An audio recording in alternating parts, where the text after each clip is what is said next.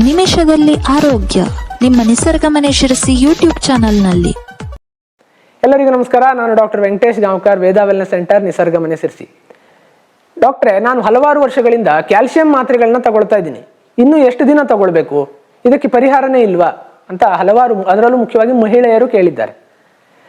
ಈ ಒಂದು ಕ್ಯಾಲ್ಸಿಯಂ ಮಾತ್ರೆಗಳನ್ನ ಕೆಲ ದಿನಗಳ ಕಾಲ ತಗೊಂಡ ನಂತರ ಇನ್ನು ಮುಂದಿನ ದಿನಗಳಲ್ಲಿ ನೀವು ಆಹಾರದಲ್ಲೇ ಅಷ್ಟೇ ಪ್ರಮಾಣದ ಕ್ಯಾಲ್ಸಿಯಂ ಅನ್ನು ಗಳಿಸ್ಕೋಬಹುದು. ಸೊ ಅದು ಯಾವುದರ ಮೂಲಕ ಅಂತ ಹೇಳಿದ್ರೆ, ಕ್ಯಾಲ್ಸಿಯಂ ಸೂಪರ್ ಫುಡ್ ಅಂತಂದ್ರೆ ಅದು ಎಳ್ಳು. ಹೌದು, ಎಳ್ಳಿನಲ್ಲಿ ಈ ಒಂದು ಕ್ಯಾಲ್ಸಿಯಂನ ಪ್ರಮಾಣ ಎಷ್ಟು ಹೇರಳವಾಗಿದೆ ಅಂತಂದ್ರೆ, ನೀವು ಎಷ್ಟೋ ಸಂದರ್ಭಗಳಲ್ಲಿ ಈ ಮಾತ್ರೆಗಳನ್ನು ಕೂಡ ಬಿಟ್ಟು ಈ ಎಳ್ಳಿನ ಸೇವನೆಯಿಂದನೇ ಕ್ಯಾಲ್ಸಿಯಂ ಅನ್ನು ಶರೀರಕ್ಕೆ ದಕ್ಕಿಸ್ಕೊಳ್ಬಹುದು. ಸೊ ಮೂಳೆಗಳ, ಮಾಂಸಖಂಡಗಳ ಈ ಒಂದು ಆರೋಗ್ಯಕ್ಕೆ ಬೇಕಾಗುವಂಥ ಕ್ಯಾಲ್ಸಿಯಂನ ದಿನನಿತ್ಯದ ಪ್ರಮಾಣ ಏನಿದೆ ಅದರ ಮುಕ್ಕಾಲು ಭಾಗ ಈ ಒಂದು ಎಳ್ಳನ್ನ ಸೇವಿಸೋದ್ರಿಂದನೇ ಸಿಗುತ್ತೆ. ಸೊ ಅದು ಕಪ್ಪು ಎಳ್ಳಾಗಿರ್ಬೋದು ಅಥವಾ ಬಿಳಿ ಎಳ್ಳಾಗಿರ್ಬೋದು. ಸೊ ದಿನಕ್ಕೆ 2 ಬಾರಿ ಒಂದೊಂದು ದೊಡ್ಡ ಚಮಚ ಅಂದರೆ ಈ ಒಂದು ಟೇಬಲ್ ಸ್ಪೂನ್ನಷ್ಟು ಎಳ್ಳನ್ನು ನೀವು ಜಗದು ತಿನ್ಬಹುದು.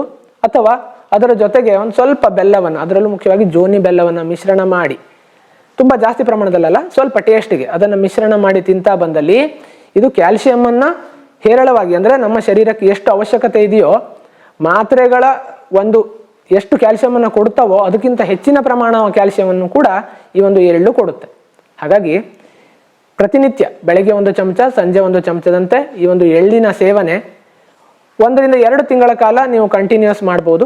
ಆ ನಂತರದಲ್ಲಿ ಸ್ವಲ್ಪ ಗ್ಯಾಪ್ ಮಾಡಿ ಮತ್ತು ಕೂಡ ಮುಂದುವರಿಸ್ಬೋದು.